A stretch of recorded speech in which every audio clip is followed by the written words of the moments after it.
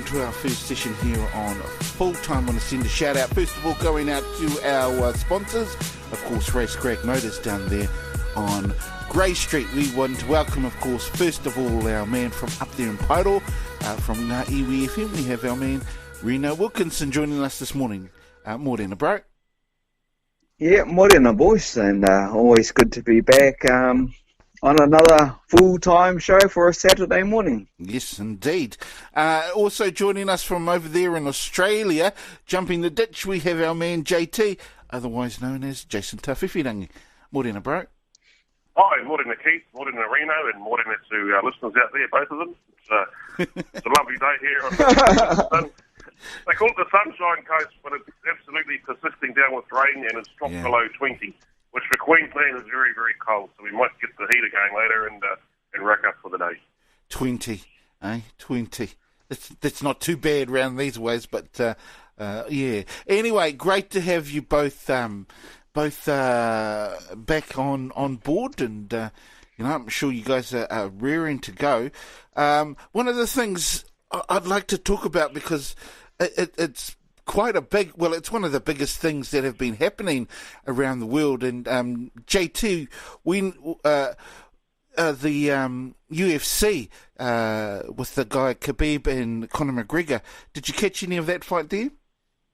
I caught the aftermath and what happened in the wash-up after the fight. And look, I'm not a massive UFC fan, and I understand that McGregor may have insulted his father and his family, his country, and indeed his religion as well, the Islamic faith. Yeah. So, mate, if you're going to shoot your mouth off, if you're going to, talk the brown stuff, then expect to get, into a little bit of strife. So he got beaten. He tapped out. I think he tapped out twice. Yes. The first time, old mate didn't let go, and mate, it is what it is. Like I said, you talk yourself up, and you got to, live by the sword. You're certainly going to die by it too. Indeed. What were your thoughts there, Reno?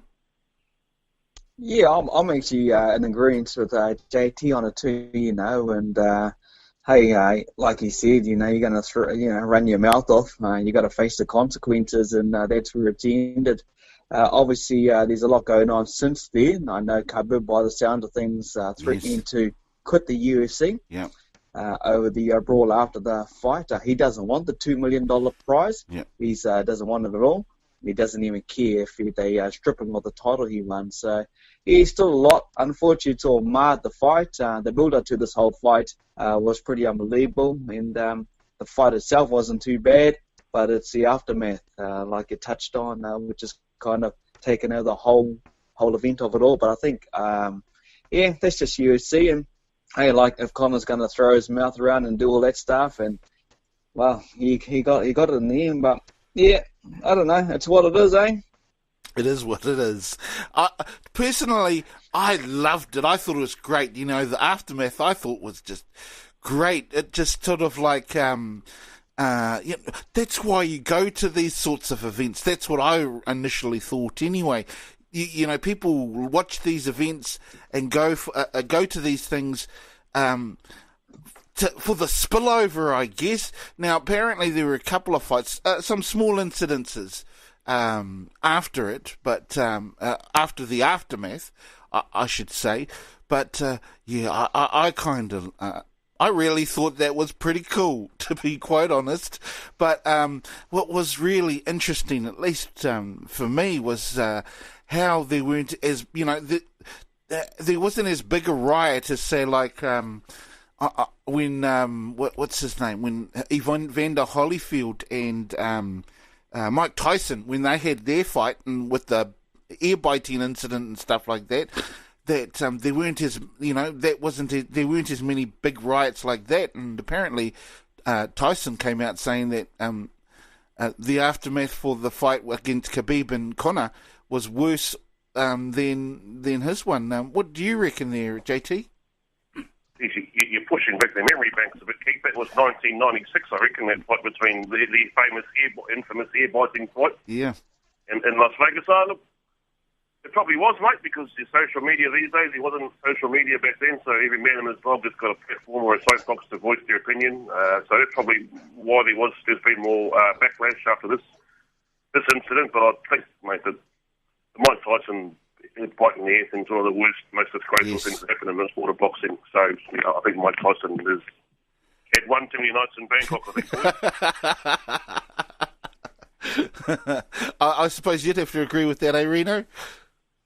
Yeah, totally. And JT nailed it on the head, mate. Social media world is a lot different to what it was 22 years ago. So, everyone has their opinion, and keyboard warriors get out there, throw it around. Even the media are a lot different these days as well. There's a lot of media out there, which is mostly multiple media that just concentrate on these type of things. And everyone has a blog on it these days, and everyone's pretty well picky on anything that goes bad in any sport. So it's a whole new world 2 decades later, especially on the old technology side of things. So that's mostly the difference between now and the Tyson, Holly, all that type of stuff, the ear biting. So it's all online now, mate. I think one of the things is that it's really promoted, whether it's good or bad. What's done, I think it's really promoted UFC, and Dana White would be, counting up the dollar signs. What do you reckon there, JT? Yeah, you're probably right, Keithy. It's controversy in so many ways brings in ratings rather, and you don't see too many good news stories on the news these days. It's all been a lot of it's doom and gloom and controversy and all that sort of negative stuff. So yeah, it probably will, mate. Like I said before, I'm not really a massive fan of the UFC. For me, it's maybe heading down the line of that WWE rubbish, which Jeff Moses likes to watch. But I'm a purist, mate. I prefer stand-up boxing. That's just me. I'm from the old school, so and I've seen a couple of documentaries and stories about that Dana White, and obviously he's in it to make a dollar good on him. But yeah, mate, like I said, it's not really my cup of tea. Talking about WWE, that's one of the things that we were talking about on Wednesday, wasn't it, Reno? Of course, we were bringing back some of the old names from back in the 80s and that, weren't we? Yeah, reflecting on the mid to late 80s, 90s, names we can remember, we were running off like nothing, mate. But compared to, today, 2018, and it's very hard for us just to think of even up to five names of the wrestlers. But, hey, those names, they're icons. Of the WWF era, and I was talking to a few of the mates in town actually only the other day, and we were just running off names willy-nilly like we were on the Wednesday. So times they are icons of that. I wouldn't call it sport, entertainment. I would guess. Yes. Sport entertainment, rules or not, but it was entertaining. But hey, we were talking about it, and he could run it off too, and it was a lot of fun. But we're in the same boat, mate, just like we were on the other day. I can't remember much these days, but it's still popular when it comes here to Aotearoa and everything. Yeah, it's got its own little fan base, But I know it's big time, but it's an entertainment showcase, and for the people behind the scenes, it's worth so much money to them. Not just the wrestling, but they're associated with the marketing, the merchandise of it, but also other assets of that type of sport, even in the movie world as well. So that's why you see the likes of John Cena, Dwayne Johnson, and many others, Ronda Rousey, getting a crack on the big screen. Yeah, absolutely. I'll tell you an embarrassing story, Keithy. When we were living in Gisborne, we used to play League for the Coyote Devils, as you know. Mm-hmm. On a Friday night, we'd go for a couple of drinks at the Sandown. Right. Then we'd shoot home to watch, wait for it, Married with Children. And then straight after that, on a Friday night, was the wrestling. So we'd get a couple of them on board, then go home, watch those two shows, which would take probably about an hour and a half between them, and then go back to the Sandown and carry on. Al Bundy was the funniest man on TV back in those days. Absolutely. And like you say, the Ultimate Warrior, Hulk Hogan, Randy Savage, the British Bulldogs, Axe and Smash, even the old Kiwi boys, all they called the the Bushwhackers. Bushwhackers, yes. That was our Friday night back then, Keith, and times have definitely changed. They have definitely changed. I mean, me and Reno we're talking about that along with our man Double D, and just those names, just bringing back the names, isn't it, JT? Just brings back those fond memories. Memories like watching the wrestling along with Married with Children. I mean, it just was a great reminiscing session that we had back on Wednesday in a way, wasn't it, Reno? Oh, it was. You were going back down the line, travelling down the line. Yeah, I remember that, Married with Children. Yeah, great show too, by the way. Yeah, I think I would have been watching something like most surely Dukes of Hazzard or Knight Rider prior to all of that stuff, and then they get into it. But those are the days, mate. You could throw each other around, have some fun. Today's world, mate, it's OSH now, health and safety. Yeah. You can't even look at someone now before you get in trouble these days. Yeah. But those were the good old days, Actually, I've got some friends actually still here in Pidal that do some of their stuff when they have a few beers and come into the local pub, eh? They think they're bloody Jimmy Superfly snooker and all this stuff. Right. And oh, my God. And it's like, oh, here comes all the brothers, time to move out of the pub. They're going to go back in and visit WWF tonight. No, I remember trying to pull those moves out at school and do those things, with little kids on beds. I suppose you would have done something similar to that, JT? On a bed? Yeah, something similar, mate. The old horizontal lombarda was one of my favourite moves. Right. And let me tell you, at 47 years of age, Keithy, it still is. I'm sure it is. Anyway, Rino, I know that you're going to be looking forward. Of course, you're going to be shooting off from Pirate all the way up to Auckland. I know you're going to be looking forward to that little trip tonight, eh? Yeah, later on this afternoon, I'm sure just after lunch, head up and look forward to it. I suppose history in the making, but I go back a couple of days. The Kiwis and the Kangaroos on all assets of the field got together, did a bit of a promo shoot up at the Sky City, met all the fans, and hey, it was just a big day. They went to Mangere East Rugby League Club as well, and did their stuff there, and it just progresses through to what we're going to see this afternoon. The first game, New Zealand time, 3 o'clock, which is the juniors, Kiwis, Kangaroos. Yep. Then the ladies play after that, the Ferns and the Jillaroos at 5 o'clock our time, and Kiwis, Kangaroos kick off at 7:45. So it is history. 3 games, $35. Tickets haven't sold out. There's a lot of tickets. I think it's only like 15,000 at the moment compared to next weekend's game, Tonga and the Kangaroos.